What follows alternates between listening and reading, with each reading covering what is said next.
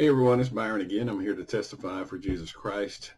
I'm going to cover a topic that I've talked about a bunch.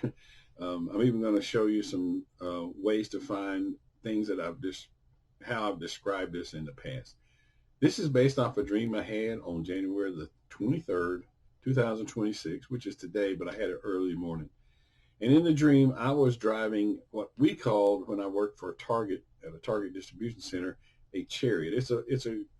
Leaders were able to ride these chariots so we could get through the distribution center quicker instead of having to walk everywhere we went. There's a huge distribution center. I think they said you could park a 1,100 minivans inside this distribution center. So when you got ready to go somewhere, just jump on this three-wheel chariot and take off.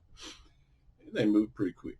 All right. So in the dream, I was driving a chariot, but I was driving it through the hallways of a building that was multi-story, stacked on top of each other.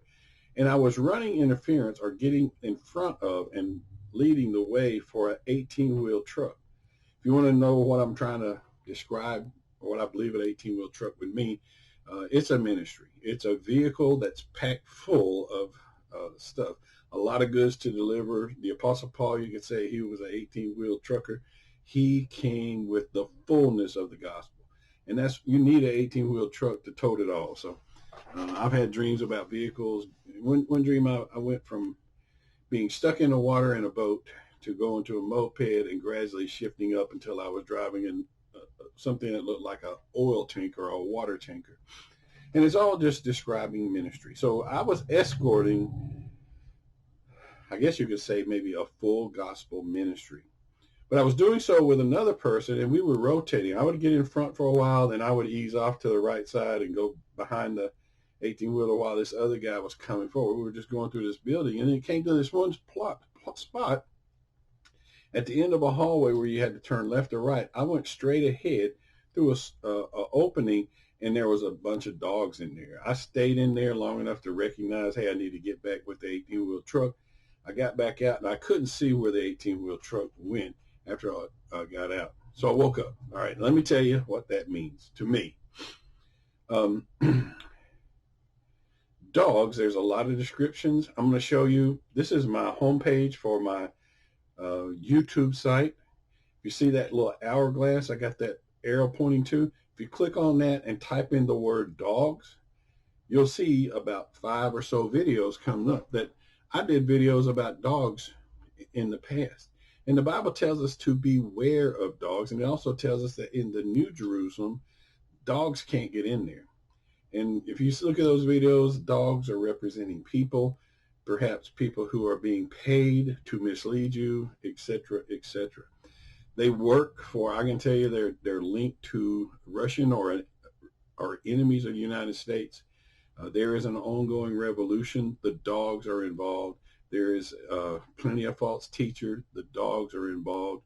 So just look at the videos in those videos I described. It's impossible to walk away with not a huge 18-wheel truck full of understanding of just the dogs, man. So, but anyway, if you're escorting the gospel or escorting a full gospel, and you take the step to block dogs from interfering with the gospel, that's an honorable position. I was thinking last night, I was a leader. I was escorting the full gospel and blocking dogs from messing with the gospel. And that's what we do, man. I just did a video, the war that we're in. It was published at January the 22nd, 2026.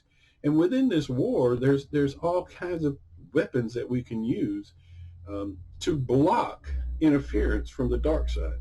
And by interference today, I'm talking about dogs, not dogs, four-legged dogs, but they could be allegorically used to represent people. And one of the characteristics of dogs, they get paid, or dogs work for treats.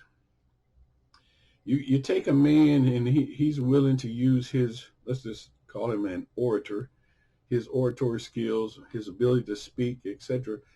He's willing to use them for hire. He could use them to spread a false gospel. He could have tons of people misled by the end of the year.